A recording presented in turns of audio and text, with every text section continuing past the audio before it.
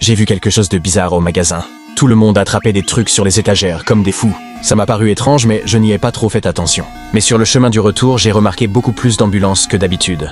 À ce moment-là, je n'avais aucune idée que le danger s'approchait de moi. J'ai pris des courses, et je suis rentré chez moi. Quand je me suis retourné pour ranger les courses, la télévision a soudainement flashé les dernières nouvelles. Un nouveau virus se propageait à travers le pays. Les médias disaient que porter un masque pouvait limiter sa propagation. Ce soir-là, j'ai reçu un appel de ma sœur.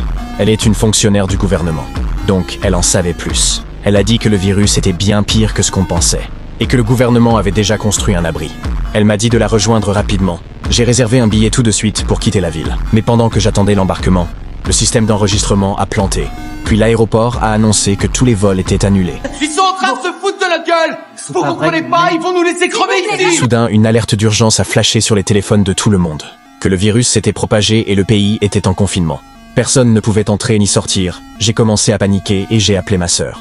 Elle m'a dit de rentrer chez moi et d'attendre. Elle m'enverrait quelqu'un pour me chercher.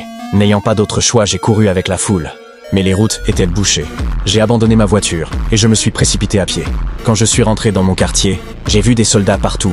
Ils retenaient quelqu'un et l'emmenaient vers un véhicule. C'est là que j'ai compris qu'un de mes voisins avait muté. Je savais que je devais quitter la ville.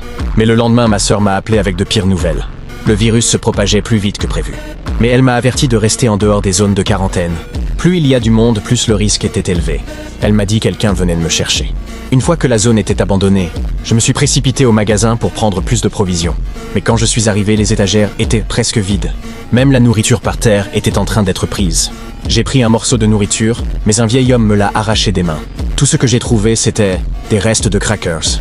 En partant, j'ai vu un policier blessé qui entrait dans le magasin et fermait les portes.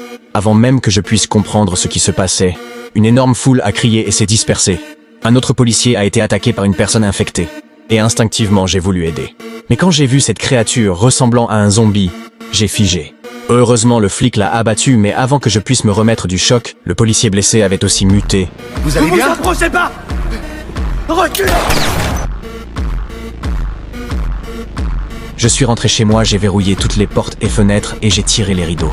Les militaires rassemblaient les gens. Et soudain, on a frappé à ma porte. Je me suis caché dans un coin. Finalement, ils sont partis. 2 semaines plus tard, toute la ville a été abandonnée. Et je n'ai plus jamais eu de nouvelles de ma sœur. Le signal avait disparu et je ne pouvais pas la joindre. Ma nourriture était épuisée.